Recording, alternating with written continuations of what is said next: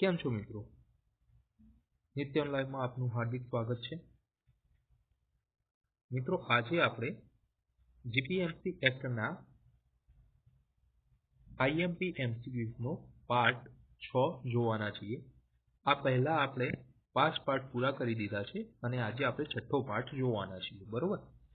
જો તમે 5 આગળના ભાગ જોયા ન હોય તો આ વિડીયો જોઈ લીધા પછી એને જોઈ શકો છો.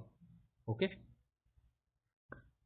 મિત્રો, તમારો સાથ સહકાર ખૂબ જ સારો રહ્યો છે અને એના કારણે થઈને આજે આપણે લગભગ 70 થી 80 જેટલા પ્રશ્નો સોલ્વ કરવાના છીએ. ઓકે, સમય મર્યાદાને કારણે હું કન્ટિન્યુઅસલી મારો ટ્રાય કરું છું કે તમને આ જે વિડીયો જે છે, આ જે બધા પાર્ટ આપણે જે જોઈએ છીએ આખી series, A time to time પહોંચી વળે. પરંતુ ઘણી વખત હું પણ બિઝી હોઉં છું, એના કારણે વિડીયો રેકોર્ડ કરી શકતો નથી. તો હું મારી રીતે પૂરો ટ્રાય કરું છું કે ટાઈમ ટુ ટાઈમ તમને વિડીયો મળી રહે. બરોબર? ઓકે, તો આજે 6થો પાર્ટ જોવાના છીએ. લગભગ 70 થી 80 જેટલા પ્રશ્નો છે. આના પહેલાના પાર્ટ ન જોયા તો જોઈ શકો છો. આ સિવાય કોઈ મિત્રો એવા હોય કે જેમને જીપીએમસી એક્ટ જે છે એ વાંચી લીધો છે અને એનું રિવિઝન ખાલી કરવું છે, તો આપણે એ એક્ટ પણ પૂરા કર્યા છે. પહેલા આખો જે એક્ટ જે છે એ પૂરો કર્યો છે, એ પણ તમને પ્લેલિસ્ટની અંદર મળી જશે. બરોબર? તો તમે ત્યાં જઈને એક્ટ જોઈ શકો છો, ઉપર છેલ્લું રિવિઝન કરી શકો છો.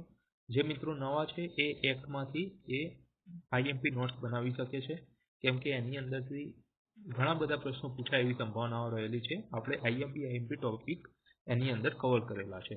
ઓકે, તો ચલો પાર્ટ 6 આપણે જોઈએ, શરૂ કરીએ.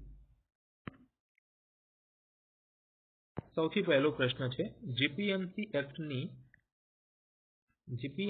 એક્ટની કલમ 76 મુજબ કોર્પોરેશન પાસે કયા પ્રકારની મિલકત સંપાદિત કરવાની સત્તા છે? કયા પ્રકારની મિલકત કોર્પોરેશન પાસે સંપાદિત કરવાની સત્તા રહેલી છે જીપીએમસી એક્ટની કલમ 76 મુજબ? ઓકે, તો અહીંયાથી બીજો એ પ્રશ્ન પૂછાય તો પણ તમને આવડવો જોઈએ કે મિલકત સંપાદિત કરવાની સત્તા કોર્પોરેશન પાસે રહેલી છે એ કયા કલમ અંતર્ગત આવે છે? તો કે કલમ 76 અંતર્ગત. ઓકે, તો અહીંયા તમારો સાચો જવાબ આવશે જંગમ અને સ્થાવર બંને મિલકતો. ઓકે, સ્થાવર મિલકત કોને કહીશું? કે જે સ્થિર હોય. ઓકે, મતલબ કે કોઈ રહેણાંક મકાન હોય અથવા તો જમીન હોય, બરોબર, કોઈ ઇમારત હોય, આ બધી સ્થાવર મિલકત છે. જંગમ મિલકત એટલે જે સ્થાયી ના હોય તેવી મિલકત, મતલબ કે કોઈ વાહન હોય અથવા તો અન્ય કોઈ વસ્તુ હોય, બરોબર, કે જેને તમે મૂવ કરી શકો. ઓકે, તો એને આપણે કહીશું જંગમ મિલકત. તો આ બંને મિલકત સંપાદિત કરવાની સત્તા કોની પાસે છે? તો કે કોર્પોરેશન પાસે છે. આ પણ એક્ઝામમાં પ્રશ્ન પૂછાઈ શકે. બરોબર? ચલો આગળનો પ્રશ્ન જોઈએ. જો કોઈ ચોક્કસ મિલકત કોર્પોરેશનમાં નિહિત થશે કે કેમ તે અંગે વિવાદ ઉભો થાય તો તેનો આખરી નિર્ણય કોણ કરે છે? જે કલમ નંબર 76(3) છે. કોણ કરશે? તો કે રાજ્ય સરકાર કરશે. બરોબર? હવે કોર્પોરેશન પાસે કોઈ વિવાદ ઉત્પન્ન થાય તો કોર્પોરેશનના ઉપરી કોણ હોય? તો કે રાજ્ય સરકાર હોય. તો રાજ્ય સરકાર એનો આખરી નિર્ણય કરે છે. ચાલો વિધાન તપાસવાના છે. સાચું વિધાન કયું છે એ જોવાનું છે. કમિશનર કોર્પોરેશન વતી કરાર દ્વારા સ્થાવર મિલકત સંપાદિત કરી શકે છે. ચાલો વિધાન સાચું છે કે ખોટું? તો આ વિધાન સાચું છે. કોર્પોરેશન વતી કમિશનર સ્થાવર મિલકત સંપાદિત કરી શકે છે. આ માટે કમિશનરે સ્ટેન્ડિંગ કમિટીએ મંજૂર કરેલા દર કે કિંમતને અનુસરવું પડે છે. તો આ વિધાન પણ સાચું છે. ઓકે, તો અહીંયા બંને વિધાનો તમારા સાચા છે. ઓકે, આ ઇન્ડિવિજ્યુઅલી કોઈ પ્રશ્ન પૂછાય તો પણ એ તમારા માટે આઈએમપી છે મિત્રો. બરોબર, યાદ રાખજો. ઓકે, ચલો આગળ જોઈએ. જ્યારે કમિશનર કરાર દ્વારા મિલકત મેળવવામાં અસમર્થ હોય ત્યારે તે કોની મંજૂરીથી રાજ્ય સરકારને સંપાદન માટે અરજી કરે છે? કલમ 78.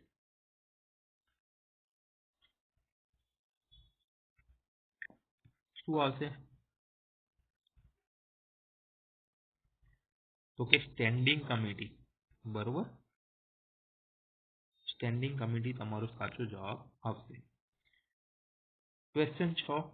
કલમ 78 હેઠળ મિલકત સંપાદિત કરવાની કાર્યવાહી કોના મુજબ જાહેર હેતુ માટે કરવામાં આવે છે? મિલકત સંપાદિત કરવાની કાર્યવાહી કોના મુજબ જાહેર હેતુ માટે કરવામાં આવે છે? ચલો, અહીંયા તમારો સાચો જવાબ આવશે option C, land acquisition act 1894. બરોબર, ચાલો આગળ જોઈએ. નાણાકીય મર્યાદાઓ મિલકત અને વેચાણ અંતર્ગત છે. ક્વેશ્ચન 7. કમિશનર પોતાના વિવેક બુદ્ધિથી કેટલી કિંમત સુધીની જંગમ મિલકતનું વેચાણ કરી શકે છે? આઈએમપી પ્રશ્ન. કેટલી કિંમત સુધીની જંગમ મિલકતનું વેચાણ કરી શકે કમિશનર? તો કે 500 રૂપિયા સુધીની. બરોબર, બી જવાબ તમારો સાચો આવશે. ક્વેશ્ચન 9. સ્ટેન્ડિંગ કમિટીની મંજૂરીથી કમિશનર કેટલી કિંમત સુધીની સ્થાવર મિલકતનું વેચાણ કરી શકે? ચલો, આ પણ આઈએમપી છે. જો અહીંયાથી તમને એ ખબર પડશે કે કમિશનર સ્થાવર મિલકતનું જે વેચાણ કરે છે તો એના માટે સ્ટેન્ડિંગ કમિટીની મંજૂરીની જરૂર પડે છે. બરોબર, તો અહીંયા જંગમ મિલકત માટે એ વિવેક બુદ્ધિથી મતલબ કે પોતાની રીતે એ વેચાણ કરી શકે છે, પરંતુ અહીંયા જે રૂપિયા જે છે એ માટે એક લિમિટ હોય છે. બરોબર, તો એ લિમિટ સુધી તે સ્ટેન્ડિંગ કમિટીની મંજૂરી લેવાની હોય છે અથવા તો જંગમ મિલકત માટે વિવેક બુદ્ધિથી તે વેચાણ કરી શકે છે. 9મા પ્રશ્નમાં શું જવાબ આવશે? તો કે 50,000 રૂપિયા સુધી. બરોબર, 50,000 રૂપિયા સુધી. અહીંયાથી જવાબ તમારો સાચો આવશે. ચાલો, ખોટું વિધાન શોધવાનું છે. કોર્પોરેશનની મિલકત બજાર કિંમતથી ઓછી કિંમતે વેચી શકાતી નથી. આ વિધાન સાચું છે મિત્રો. બરોબર, એના પછી એસસી એસટી સભ્યોને રાજ્ય સરકારની મંજૂરીથી બજાર કિંમત કરતા ઓછી કિંમતે મિલકત આપી શકાય છે. આ વિધાન સાચું છે કે ખોટું છે? તો આ વિધાન પણ સાચું છે. કમિશનર પોતાની મરજીથી કોઈ પણ મિલકત કાયમી ભાડા પેટે આપી શકે છે. તો આ વિધાન ખોટું છે મિત્રો.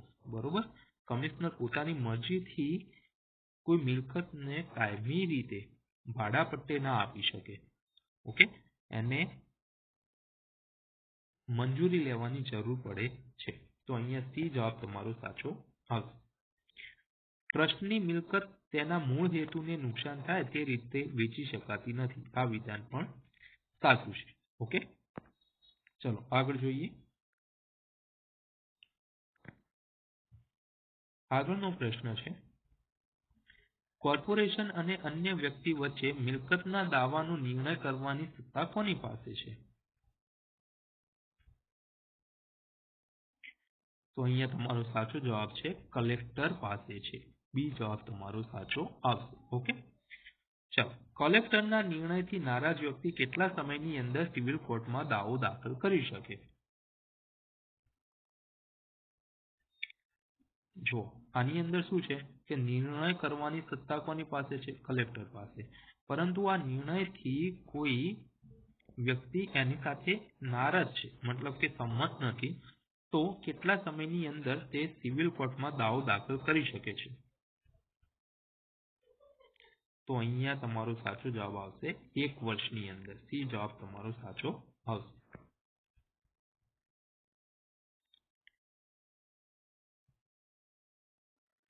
ચાલો આગળ છે, જો મર્યાદાનો મુદ્દો બચાવવામાં ન લેવાયો હોય તો પણ 1 વર્ષ પછીનો દાવો અદાલત સ્વીકારી શકે, દંડ સાથે સ્વીકારશે, નકારી કાઢશે કે સરકારને મોકલશે? કયો જવાબ સાચો આવશે? તો કે કાઢી નાખશે, મતલબ કે ડિસમિસ કરી દેશે. બરોબર, સી જવાબ તમારો સાચો આવશે. કલમ 81 મુજબ કોર્પોરેશન અને માલિક વચ્ચેનો કરાર કોની સામે અમલમાં મૂકી શકાય?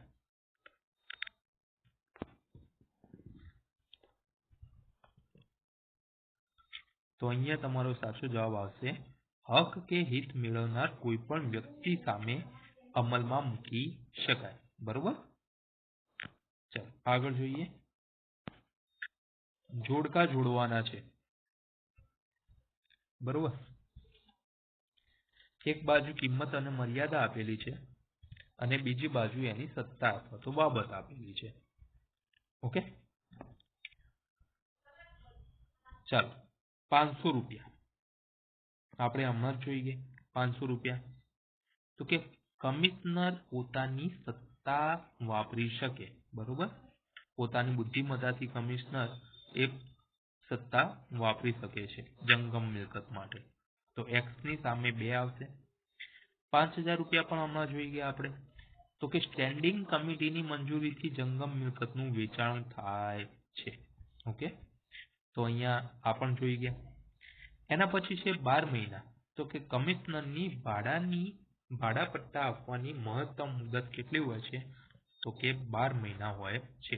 આ અલગથી ઇન્ડિવિજ્યુઅલ એક્ઝામમાં પ્રશ્ન પૂછાઈ શકે છે કે કમિશનર ભાડા પટ્ટા આપવાની જે મહત્તમ મુદત હોય છે એ કેટલી હોય છે? 12 મહિના હોય છે. બરોબર, તો અહીંયા x ની સામે 2, તો x ની સામે 1 છે, આ નહીં આવે અને આ નહીં આવે. y ની સામે 1, એટલે કે અહીંયા y ની સામે 3 છે c માં, તો એ નહીં આવે. તો એ જવાબ તમારો સાચો આવશે. ચાલો ફરીથી વિધાન તપાસવાના છે. કલેક્ટર પોતાની સત્તા ડેપ્યુટી કલેક્ટરને સોંપી શકે છે. વિધાન સાચું છે કે ખોટું છે? તો આ વિધાન સાચું છે મિત્રો. બરોબર, કલેક્ટર પોતાની સત્તા ડેપ્યુટી કલેક્ટરને સોંપી શકે છે. મિલકત સાથે જોડાયેલી શરતો ટ્રાન્સફર મેળવનાર પર બંધન કરતા રહેતી નથી. આ વિધાન કેવું છે? તો કે ખોટું છે. મિલકત સાથે જોડાયેલી જે શરત હોય એ ટ્રાન્સફર મેળવનાર પર બંધન કરતા રહે છે. ઓકે, તો અહીંયા એ જવાબ તમારો સાચો આવશે. માત્ર એક સાચું વિધાન છે. બરોબર, ચાલો આગળ જોઈએ. સુખાધિકાર સંપાદિત કરવાની સત્તા કોને આપવામાં આવી છે?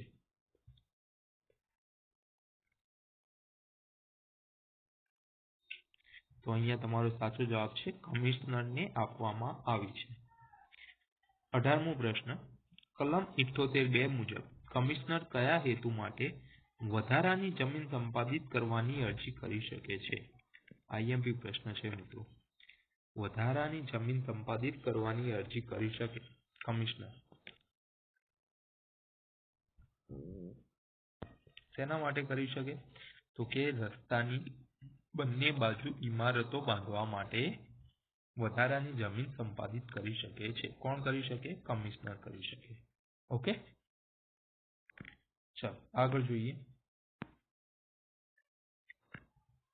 કમિશનરને સ્થાવર મિલકતના પ્રત્યેક ભાડાપટ્ટા અંગેનો રિપોર્ટ સ્ટેન્ડિંગ કમિટીને કેટલા દિવસમાં આપવો પડે? આ પણ આઈએમપી છે મિત્રો.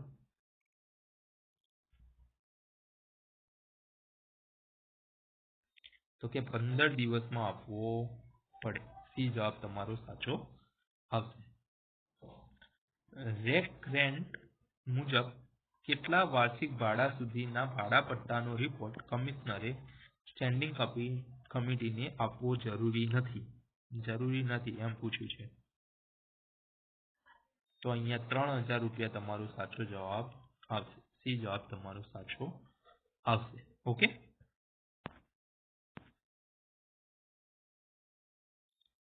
ચાલો. રાજ્ય સરકાર દ્વારા કોર્પોરેશનને ટ્રાન્સફર કરાયેલી મિલકત પર પરત લેવામાં આવે ત્યારે કોર્પોરેશન વળતર મેળવવા માટે હકદાર બને છે. ક્યારે હકદાર બને છે એમ પૂછ્યું છે. હંમેશા હકદાર છે. આ વિધાન ખોટું છે ભાઈ. જો કોર્પોરેશનને તેમાં સુધારા કર્યા હોય તો આ વિધાન સાચું છે. જો શરતોનો ભંગ ન થયો હોય છતાં પરત લેવાય તો આ વિધાન પણ સાચું છે. મતલબ તમારો ડી જવાબ જે છે એ સાચો છે. ઓકે. ડી અને સી બંને સાચા છે. સંપાદિત મિલકતના વળતરની રકમ કોના દ્વારા ચૂકવવામાં આવે છે? આઈએમપી પ્રશ્ન. સંપાદન કરેલી જે મિલકત છે એના વળતરની રકમ જે છે એ કોના દ્વારા ચૂકવવામાં આવે? તો કે કમિશનર દ્વારા ચૂકવવામાં આવે. કમિશનર પોતે તો નહીં ચૂકવે, પરંતુ એ કોર્પોરેશનના ભંડોળમાંથી ચૂકવે છે. ઓકે. પરંતુ ચૂકવવામાં કોના દ્વારા ચૂકવાશે? તો કે કમિશનર દ્વારા જ ચૂકવાશે. ચલો. એના પછી જીપીએમસી એક્ટની કલમ 82 મુજબ નીચેનામાંથી કઈ આવક મ્યુનિસિપલ ફંડમાં જમા કરવામાં આવશે નહીં? આઈએમપી પ્રશ્ન છે મિત્રો. મ્યુનિસિપલ ફંડની અંદર કઈ રકમ જમા કરવામાં નહીં આવે?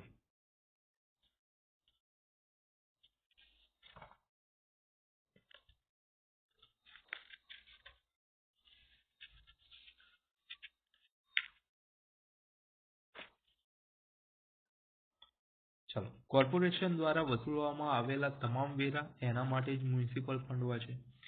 કોર્પોરેશનની મિલકતમાંથી મળતું ભાડું એના માટે પણ હોય છે. અદાલત અથવા તો કોર્ટ દ્વારા લાદવામાં આવેલા દંડની રકમ એ મ્યુનિસિપલ ફંડની અંદર આવતું નથી. આપણે એક્ટની અંદર જોઈ ગયા છીએ મિત્રો. બરોબર. ચાલો. સરકાર તરફથી મળેલી ગ્રાન્ટ કે ભેટ એ પણ મ્યુનિસિપલ ફંડની અંદર આવે છે. તો અહીંયા સી જવાબ તમારો સાચો આવશે.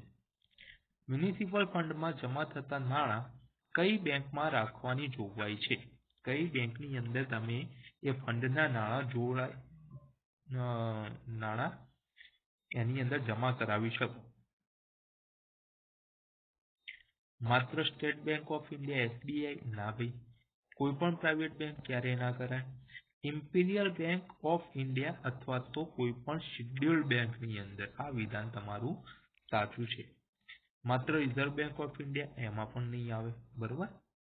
તો આ વિધાન પણ સાચું છે અને આ પ્રશ્ન જે છે આ આઈએમપી છે. ઓકે. મ્યુનિસિપલ ફંડમાંથી ચૂકવણી કરવા માટેનો ચેક કોની સહી વિના માન્ય ગણાતો નથી? આઈએમપી પ્રશ્ન. ચાલો. કલમ નંબર 84 માંથી પૂછાયેલો પ્રશ્ન કે મ્યુનિસિપલ ફંડમાંથી ચૂકવણી કરવા માટે જે ચેક હોય છે એ કોની સહીથી માન્ય ગણાતો નથી? સહી વિના માન્ય ના ગણાય. મતલબ કે એની સાઇન તો એના ઉપર હોવી જ જોઈએ. તો કોણ બે હતું? આ પણ આપણે એક્ટની અંદર જોઈ ગયા છીએ મિત્રો. તો કે ચીફ એકાઉન્ટન્ટ અને કમિશનર અથવા તો અધિકૃત અધિકારી. બી જવાબ તમારો સાચો આવશે. ઓકે. મોસ્ટ આઈએમપી પ્રશ્ન છે. આગળનો પ્રશ્ન. કોર્પોરેશન દ્વારા કેટલી રકમથી વધુની કોઈ પણ ચૂકવણી ફરજિયાતપણે ચેકથી જ કરવાની રહેશે? આ બધા જ પ્રશ્નો મિત્રો આપણે એક્ટની અંદર જોઈ ગયા છીએ. બધા આઈએમપી છે. તો અહીંયા તમારો જવાબ આવશે 100 રૂપિયાની. બરોબર. ચાલો આગળ જોઈએ. વિધાનો તપાસવાના છે. મ્યુનિસિપલ ફંડનો કોઈ પણ ભાગ શહેરની બહારની બેંકમાં જમા કરાવી શકાતો નથી. આ વિધાન સાચું છે કે ખોટું છે?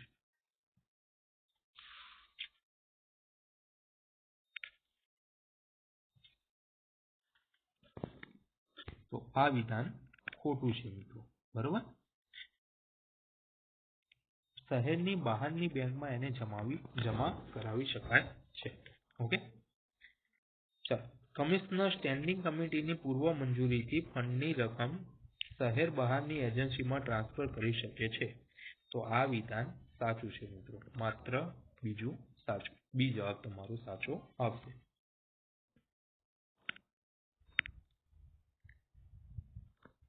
ચાલો, પ્રશ્ન નંબર 6.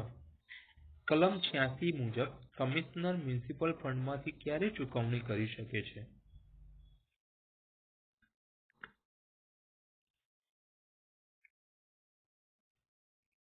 કમિશનર મ્યુનિસિપલ ફંડમાંથી ચૂકવણી ક્યારે કરશે? તો કે જો તે ખર્ચ વર્તમાન બજેટ ગ્રાન્ટ દ્વારા આવરી લેવાયો હોય તો કમિશનર એ મ્યુનિસિપલ ફંડમાંથી એની ચૂકવણી કરી શકે. બી જવાબ તમારો સાચો આવશે.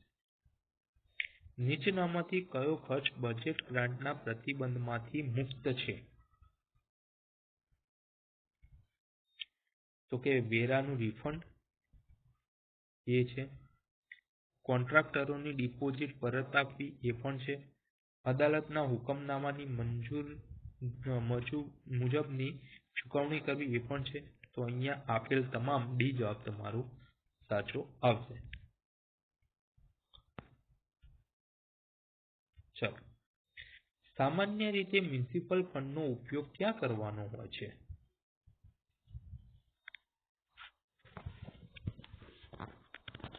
મ્યુનિસિપલ ફંડનો ઉપયોગ ક્યાં કરવાનો હોય? તો કે માત્ર શહેરના હદની અંદર કરવાનો હોય. બી જવાબ તમારો સાચો આવે. કોર્પોરેશન શહેરની બહાર ખર્ચ કરવા માંગતું હોય તો કેટલા સભ્યોનું સમર્થન જરૂરી છે? આ પણ આપણે એક્ટની અંદર જોઈ ગયા છીએ મિત્રો, આઈએમપી પ્રશ્ન છે. કયું આવશે? તો કે કુલ સભ્યોના અડધાથી ઓછા નહીં, મતલબ કે 50% સભ્યોનું સમર્થન હોવું જરૂરી છે, તો જ કોર્પોરેશન શહેરની બહાર ખર્ચ કરી શકે છે. બાકી એ શહેરના હદની અંદર જ એ મ્યુનિસિપલ ફંડનો ઉપયોગ કરી શકે છે.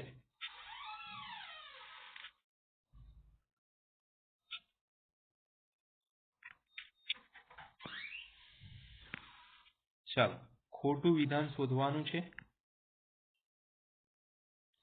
રાજ્ય સરકાર ખાસ કામો માટે મ્યુનિસિપલ ફંડની હંગામી ચૂકવણી કરાવી શકે છે. તો આ વિધાન તમારું સાચું છે, બરોબર. ખાસ કામોનો ખર્ચ રાજ્ય સરકાર ભોગવશે અને ફંડમાં જમા કરાવશે. આ વિધાન પણ સાચું છે. કમિશનર પોતાની મરજીથી ખાસ ફંડ બનાવી શકે છે. આ વિધાન ખોટું છે. કમિશનર પોતાની મરજીથી ના બનાવી શકે, બરોબર. એને મંજૂરીની જરૂર પડે છે. વોર્ડની ચૂંટણીનો ખર્ચ મ્યુનિસિપલ ફંડમાંથી ભોગવવામાં આવે છે. વોર્ડની ચૂંટણીનો ખર્ચ મ્યુનિસિપલ ફંડમાંથી ભોગવવામાં આવે છે. તો આ વિધાન પણ સાચું છે. ઓકે, તો અહીંયા સી જે છે એ ખોટું વિધાન છે.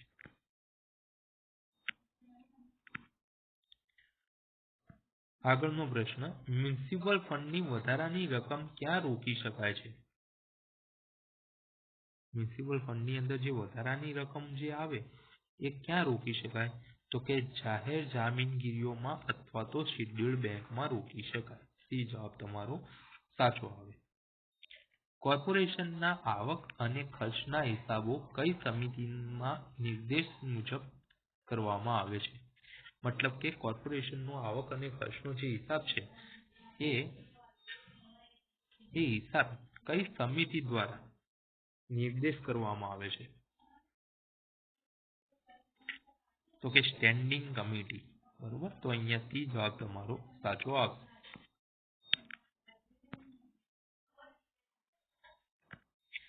કમિશનર દર વર્ષે કઈ તારીખ પછી વહીવટી અહેવાલ સ્ટેન્ડિંગ કમિટીને આપશે? દર વર્ષે કઈ તારીખ પછી વહીવટી અહેવાલ સ્ટેન્ડિંગ કમિટીને આપશે કમિશનર? ચાલો, આ પણ મોસ્ટ આઈએમપી છે. અને આપણે આ એક્ટની અંદર જોઈ ગયા છીએ મિત્રો. જે મિત્રોએ એક્ટના દરેક વિડીયો મારા જોયા છે એમને તો ખબર હોવી જ જોઈએ. કઈ આવશે? તો કે 1 એપ્રિલના રોજ. બરોબર, સી જવાબ તમારો સાચો આવશે. ઓકે, ચલો. કમિશનર રોકડમાં મહત્તમ કેટલા રૂપિયા સુધીની ચૂકવણી ચેક દ્વારા ઉપાડીને કરી શકે છે? આ પણ આપણે જોઈ ગયા છીએ. તો કે મેક્સિમમ 2000 રૂપિયા. તો અહીંયા સી જવાબ તમારો સાચો આવશે. બરોબર, ચલો આગળ જોઈએ. જોડકા જોડવાના છે. બજેટ અંદાજ એ કોને કહીશું? મતલબ કે એની અંદર સમાવેશ કોનો થાય છે બજેટ અંદાજેમાં? તો કે સામાન્ય વહીવટ અને આવકનો સમાવેશ થાય છે. બરોબર. એવી જ રીતે બજેટ અંદાજ બી ની અંદર શેનો સમાવેશ થાય છે? તો કે ટ્રાન્સપોર્ટ અંડરટેકિંગ નો સમાવેશ થાય છે. જો આ બજેટ અંદાજ એ છે ને કલમ 96 મુજબ છે. બરોબર, અને બજેટ અંદાજ બી જે છે એ 98 મુજબ છે. ખાસ ફંડ કોના માટે હોય? તો કે વિવેકાધીન ખર્ચ માટે હોય. તો અહીંયા એક્સ ની સામે 2, વાય ની સામે 1 અને ઝેડ ની સામે 3. એ જવાબ તમારો સાચો આવે. ઓકે, ચલો આગળ જોઈએ. સ્ટેન્ડિંગ કમિટીએ વર્ષના અંતે ઓછામાં ઓછું કેટલું રોકડ બેલેન્સ રાખવું અનિવાર્ય છે? Most IMP. કેટલું રોકડ બેલેન્સ તો હોવું જ જોઈએ એક વર્ષના અંતે? તો કે 1 લાખ રૂપિયા. બી જવાબ તમારો સાચો આવે. કોર્પોરેશન દ્વારા બજેટ અંદાજ પર વિચારણાના કેટલા દિવસમાં હાથ ધરવી જોઈએ? કોર્પોરેશન દ્વારા બજેટ અંદાજ પર વિચારણા કેટલા દિવસમાં હાથ ધરવી જોઈએ? તો કે 15 દિવસમાં. સી જવાબ તમારો સાચો આવશે.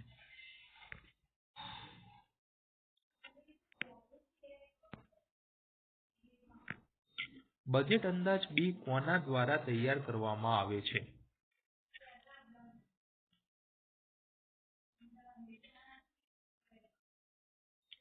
ચલો, બજેટ અંદાજ બી કોના માટે હતો? તો કે ટ્રાન્સપોર્ટના હિસાબો માટે. તો પછી એ કોના દ્વારા તૈયાર કરવામાં આવશે? તો કે ટ્રાન્સપોર્ટ કમિટી દ્વારા. બરોબર. એવી જ રીતે બજેટ અંદાજ એ સ્ટેન્ડિંગ કમિટી દ્વારા આવશે. ઓકે, ટ્રાન્સપોર્ટ બજેટ મતલબ કે બજેટ બી તૈયાર કરવામાં કમિશનરના બદલે કોની ભૂમિકા મુખ્ય હોય છે? કમિશનરની જગ્યાએ ટ્રાન્સપોર્ટની અંદર કોણ હશે ભાઈ? તો કે ટ્રાન્સપોર્ટ મેનેજર હશે. તો અહીંયા વિધાન એ સાચું આવશે. જો આ બંને જે પ્રશ્ન છે એ આઈએમપી છે, ઈઝી પણ છે. બરોબર, બંને પ્રશ્નો ઈઝી પણ છે અને આઈએમપી પણ છે.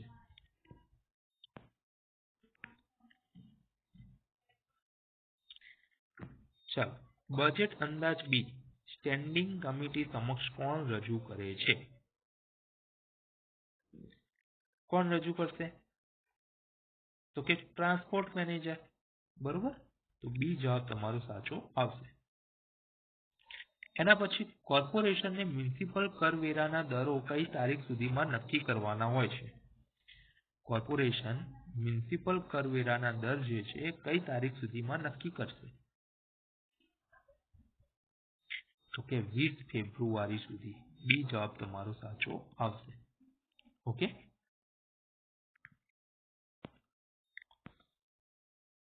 ચાલો આગળનો પ્રશ્ન. જો 31 માર્ચ સુધીમાં કોર્પોરેશન બજેટ મંજૂર ન કરે તો શું થાય?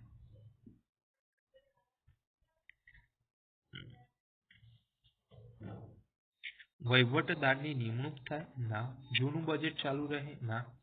સમિતિઓએ ભલામણ કરેલા અંદાજો મંજૂર થયેલા ગણાશે. સી જવાબ તમારો સાચો આવશે. ખર્ચ અટકી જશે? નહીં થાય. ક્યારે? બરોબર, ચલો. પૂરક કરવેરા લાદવાની સત્તા કોર્પોરેશનને ક્યારે મળે છે?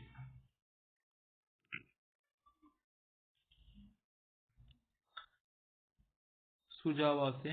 જ્યારે ફંડની આવક ખર્ચ કરતા ઓછી હોય ત્યારે. બરોબર, જ્યારે ખર્ચ વધી જાય અને આવક ઓછી હોય એ વખતે પૂરક કરવેરા લાદવાની સત્તા કોર્પોરેશનને મળે છે. બરોબર, ચાલો આગળ જોઈએ. મ્યુનિસિપલ હિસાબોનું સાપ્તાહિક ઓડિટ કોણ કરે છે? ચાલો આ આઈએમપી પ્રશ્ન પૂછ્યો. મ્યુનિસિપલ હિસાબોનું સાપ્તાહિક ઓડિટ કોણ કરશે? તો કે મ્યુનિસિપલ ચીફ ઓડિટર એના માટે જ હોય છે. બરોબર, મ્યુનિસિપલ ચીફ ઓડિટર. સી જવાબ તમારો સાચો, સોરી બી જવાબ તમારો સાચો આવશે. ઓકે. ચીફ ઓડિટર પોતાનો વાર્ષિક અહેવાલ કોને સુપરત કરે છે? સાપ્તાહિક ઓડિટ કોણ રેડી કરે? કે મ્યુનિસિપલ ચીફ ઓડિટર. બરોબર. હવે ચીફ ઓડિટર પોતાનો વાર્ષિક અહેવાલ કોને સુપરત કરશે? તો કે સ્ટેન્ડિંગ કમિટીને. બરોબર, સી જવાબ તમારો સાચો આવશે. એ બંને પ્રશ્નો જે હતા આગળ આપણે જોઈ ગયા બંને આઈએમપી હતા. રાજ્ય સરકાર મ્યુનિસિપલ હિસાબોના ખાસ ઓડિટ માટે કોની નિમણૂક કરી શકે છે? ખાસ ઓડિટ. બરોબર, રાજ્ય સરકાર મ્યુનિસિપલ હિસાબોને ખાસ ઓડિટ કરવા માટે કોની નિમણૂક કરી શકે છે? તો કે ઓડિટરની, જેની સત્તા ચીફ ઓડિટર જેવી જ રહેશે. આપણે આગળ જોઈ ગયા ચીફ ઓડિટર એના જેવી જ સત્તા હશે અને એ ખાસ ઓડિટ માટે નિમણૂક કરી શકે છે રાજ્ય સરકાર. નીચેનામાંથી કઈ બાબત ખાસ ઓડિટના ખર્ચ અંગે સાચી છે? તો કે રાજ્ય સરકાર ખર્ચ ભોગવશે. ખોટું. ખર્ચ મ્યુનિસિપલ ફંડ અથવા તો ટ્રાન્સપોર્ટ ફંડ પર વસૂલવા પાત્ર રહેશે. આ વિધાન તમારું સાચું આવશે. ઓકે, ચલો આગળ જોઈએ. કલમ 108A મુજબ કોર્પોરેશનના હિસાબોનું ઓડિટ કયા એક્ટ હેઠળ થાય છે? કોર્પોરેશનના હિસાબોનું ઓડિટ કયા એક્ટ હેઠળ થાય છે? તો કે municipal local fund audit act 1963 અંતર્ગત થાય છે. બી જવાબ તમારો સાચો આવશે. આઈએમપી. આગળનો પ્રશ્ન, કોર્પોરેશનના ઓડિટ પર ટેકનિકલ માર્ગદર્શન અને દેખરેખ કોણ રાખે છે? ચાલો થોડી બુદ્ધિ લગાવશો તો આનો પ્રશ્ન જવાબ તમને આવડી જશે. કોર્પોરેશનના ઓડિટ કરે છે ચીફ ઓડિટર. બરોબર, તો એના ઉપર ટેકનિકલ માર્ગદર્શન અને એનું દેખરેખ કોણ રાખતું હશે? તો કે ભારતના કંટ્રોલર એન્ડ ઓડિટર જનરલ, ભારતના કેગ. ઓકે, તો અહીંયા સી જવાબ તમારો સાચો આવશે. આઈએમપી.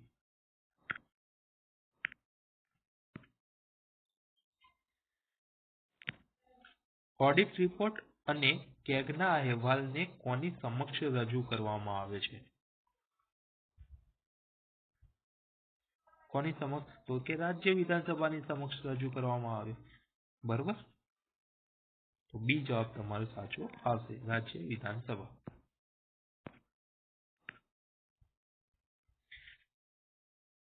ચાલો આગળનો પ્રશ્ન છે મિત્રો. આપણે તમે જોયું હશે ઘણા બધા એવા પ્રશ્નો છે કે જે મોસ્ટ આઈએમપી છે, પૂછાવાની શક્યતાઓ વધારે રહેલી છે. બરોબર, આવી જ રીતે આગળના પાર્ટની અંદર પણ આપણે બધા આઈએમપી પ્રશ્નો જોયા છે. તો આગળના 5 પાર્ટ જોયા ના હોય તો એ પ્લીઝ જોઈ લેજો, તમને ઘણા ઉપયોગી રહેશે.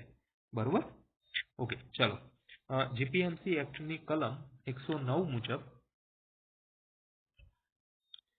મ્યુનિસિપલ કોર્પોરેશનને લોન લેતા પહેલા કોની પૂર્વ મંજૂરી લેવી ફરજિયાત છે? આ પણ આઈએમપી છે. મ્યુનિસિપલ કોર્પોરેશન લોન લેતા પહેલા કોની પૂર્વ મંજૂરી લેશે? તો કે રાજ્ય સરકારની. બરોબર, કેમ? એના ઉપરી કોણ છે ભાઈ? રાજ્ય સરકાર છે. કોર્પોરેશન દ્વારા લેવામાં આવતી લોન પરત કરવાની મહત્તમ સમય મર્યાદા કોઈપણ સંજોગોમાં કેટલા વર્ષથી વધુ હોવી જોઈએ નહીં? કલમ 109 ની અંદર છે. તો કે 60 વર્ષથી વધુ ન હોવી જોઈએ. બરોબર, સી જવાબ તમારો સાચો આવશે. કલમ 113 મુજબ સિકિંગ ફંડમાં જમા કરવાની થતી રકમ ચૂકવવા પાત્ર થયાની તારીખથી કેટલા સમયમાં જાહેર જામીનગીરીઓમાં રોકાણ કરવાની હોય છે? કયો જવાબ સાચો આવશે?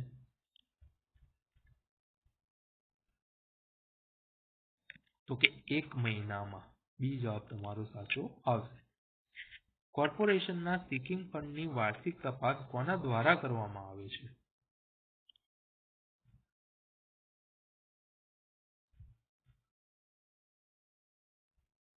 તો કે એકાઉન્ટન્ટ જનરલ દ્વારા કરવામાં આવે છે. ઓકે, ચાલો. લોન ચૂકવવામાં નિષ્ફળતાના કિસ્સામાં મ્યુનિસિપલ ફંડ જપ્ત કરવાની સત્તા કોની છે?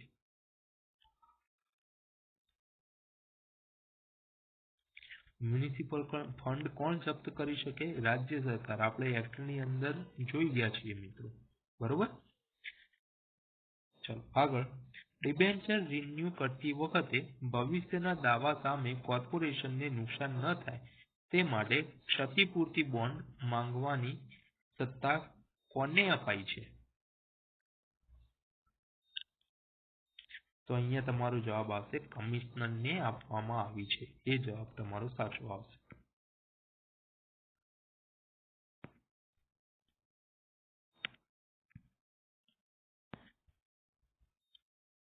ચાલો. દર વર્ષના અંતે કોર્પોરેશનની લોન અને સિકિંગ ફંડની સ્થિતિ દર્શાવતું વાર્ષિક પત્રક કોણ તૈયાર કરે છે? આઈએમપી. કલમ 126. કોર્પોરેશનની લોન કેટલી છે અને સિકિંગ ફંડની સ્થિતિ કઈ છે એનું વાર્ષિક પત્રક કોણ તૈયાર કરે?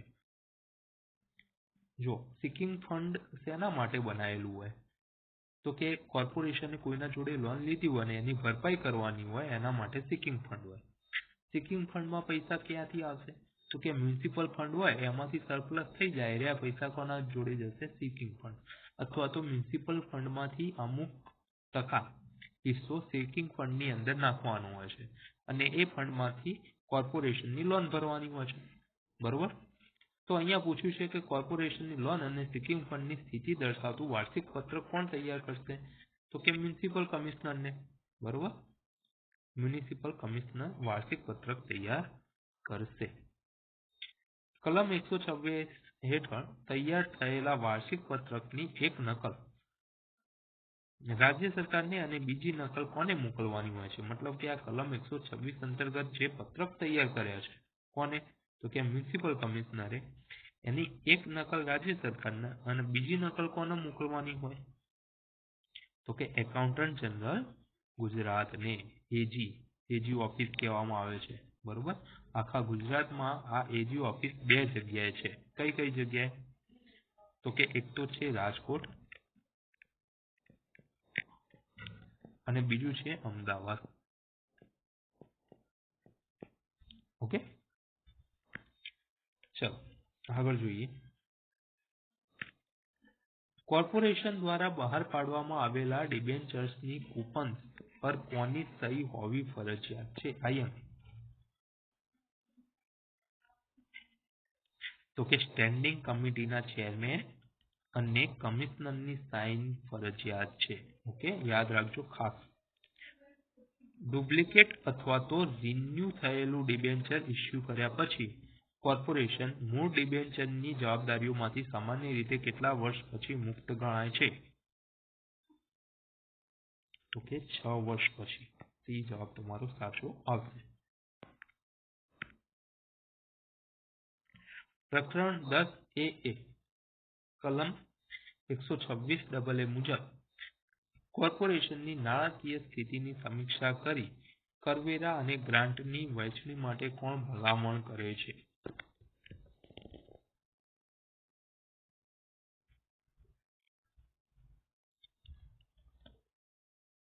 તો કે નાણાં પંચ ભલામણ કરે છે.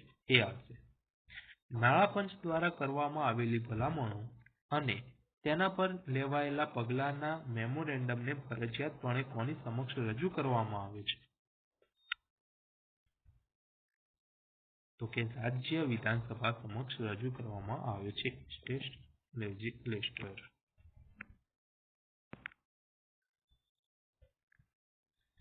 કલમ 122 મુજબ ડિબેન્ચરની માલિકી અંગે વિવાદ હોય ત્યારે સક્ષમ કોર્ટનો અંતિમ નિર્ણય ન આવે ત્યાં સુધી ડિબેન્ચર રિન્યુ કરવાની ના પાડવાની સત્તા કોની પાસે છે?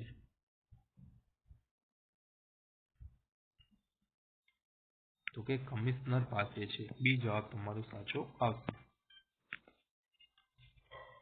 ચાલો, કલમ 226 મુજબ શહેરની હદમાં આવેલી જમીનો પર રાજ્ય સરકાર જમીન મહેસૂલના દરેક 1 રૂપિયા પર કેટલા પૈસાના દરે સેસ વસૂલશે?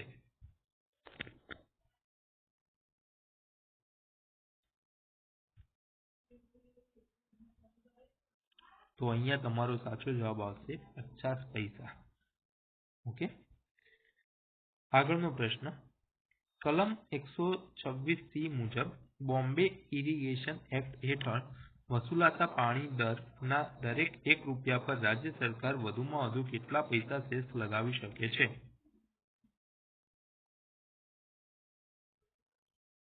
તો કે 20 પૈસા. બી જવાબ તમારો સાચો આવશે. આ પાણી આવે, પાણીનો દર આવે તો 20 પૈસા, જમીન મહેસૂલ આવે તો 50 પૈસા.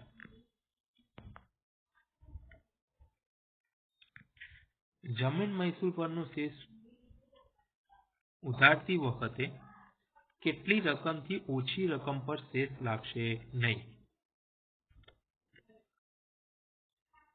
તો કે 50 પૈસાથી ઓછી રકમ પર સેસ નહીં લાગે. જો કોઈ જમીન ભાડુઆતના કબજામાં હોય તો તે જમીન પર સેસ કરવાની પ્રાથમિક જવાબદારી કોની રહેશે? પ્રાથમિક જવાબદારી કયું છે મિત્રો? તો એ સેસ ભરવાની પ્રાથમિક જવાબદારી ભાડુઆત પાસે રહેશે. ઓકે, ચાલો,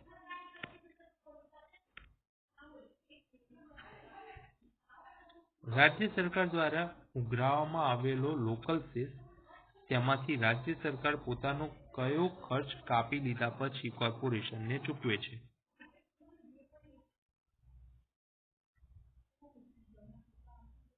તો કે વસૂલાત ખર્ચ. સી જવાબ તમારો સાચો આવશે.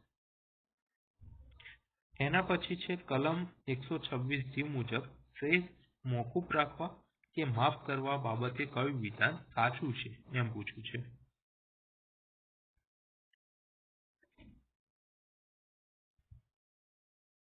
તો કે રાજ્ય સરકાર માત્ર કોર્પોરેશનની અરજી આવે તો જ સેસ માફ કરી શકે છે. આ વિધાન ખોટું છે. રાજ્ય સરકાર પોતાની મેળે ક્યારેય સેસ માફ કરી શકતી નથી. આ વિધાન પણ ખોટું છે. રાજ્ય સરકાર કોર્પોરેશનની અરજી પર અથવા પોતાની મેળે સેસ માફ કરી શકે છે. આ વિધાન સાચું છે. સેસ માફ કરવાની સત્તા માત્ર કેન્દ્ર સરકાર પાસે છે? ના, રાજ્ય સરકાર પાસે પણ છે. ઓકે, ચાલો, 19મો પ્રશ્ન, સેસની ગણતરી બાબતે નીચેના વિધાનો તપાસો. મહેસૂલ ભરવામાં ચૂક કરવા બદલ લગાવવામાં આવતા દંડ અને પેનલ્ટી પર સેસ લાગતો નથી. આ વિધાન સાચું છે કે ખોટું છે? તો કે આ વિધાન સાચું છે. બરોબર. ઢોર દીઠ વસૂલાતી ચરાવવા માટેની ફી પર સેસ લાગતો નથી. આ વિધાન સાચું છે કે ખોટું છે? તો કે આ વિધાન પણ સાચું છે. અહીંયા બંને વિધાનો સાચા છે. તમારો સી જવાબ સાચો આવશે. ચાલો, ફરીથી કારણ તપાસવાના છે. લોન ચૂકવવામાં નિષ્ફળતાના કિસ્સામાં રાજ્ય સરકાર મ્યુનિસિપલ ફંડ જપ્ત કરી શકે છે. આપણે એક્ટની અંદર જોઈ ગયા હતા. બરોબર. તો આ વિધાન પણ સાચું છે. કારણ શું છે? તો કે ફંડ જપ્ત થયા પછી અગાઉના તમામ દેવા રદબાતલ ગણાય છે અને માત્ર જપ્તીવાળી લોન જ ચૂકવાય છે. તો આ એનું કારણ પણ સાચું છે. બરોબર. તો અહીંયા આ એનું જે કારણ છે એ ખોટું છે. ઓકે, તો અહીંયા વિધાન એ સાચું છે પરંતુ એનું કારણ ખોટું છે. મતલબ કે સી જવાબ તમારો સાચો આવશે. ઓકે, ચલો આગળ જોઈએ. જોડકા જોડવાના છે. એક બાજુ કલન છે અને બીજી બાજુ જોગવાઈ છે. ઓકે, કલમ 226 આપણે હમણાં જ જોઈ ગયા છીએ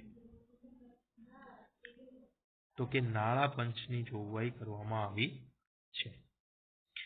કલમ 126B તો એમાં જમીન મહેસૂલ પરનો સેસની જોગવાઈ છે.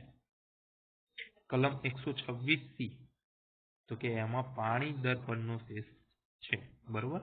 અને કલમ 126G તો કે સેસ મોકૂફ રાખવો કે માફ કરવાની સત્તાની જોગવાઈઓ છે, બરોબર. તો અહીંયા એ જવાબ તમારો સાચો આવશે. ઓકે.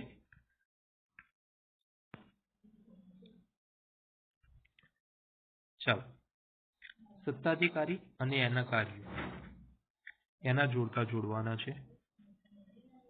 ચાલો, કમિશનર વાર્ષિક પત્રક તૈયાર કરે છે, બરોબર. આપણે જોઈ ગયા હતા 1 એપ્રિલે.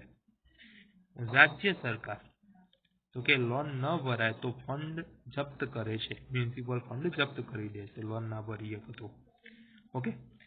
એકાઉન્ટન્ટ જનરલ તો કે વાર્ષિક તપાસ અને ઓડિટનું કામ કરે છે. સ્ટેન્ડિંગ કમિટી તો કે લોનમાંથી કયા કર્મચારીનો પગાર આપવો તે નક્કી કરવાનું કામ કરે છે, બરોબર. તો અહીંયા એ જવાબ તમારો સાચો આવશે. ઓકે. ચલો, અહીંયા સુધી અમારા સાથે જોડાયેલા રહ્યા એ બદલ તમારો ખૂબ ખૂબ આભાર. તમારો સારો એવો પ્રતિસાદ અમને મળે છે. નિત્યમ લાઈવ સાથે જોડાવા બદલ આભાર. લાઈક કરી દેજો મિત્રો, જરૂરથી. નવા હોય તો સબસ્ક્રાઈબ કરી દેજો. તો નેક્સ્ટ ટાઈમ આપણે નવા વિડીયો સાથે મળીશું. ઓકે. ત્યાં સુધી થેન્ક યુ.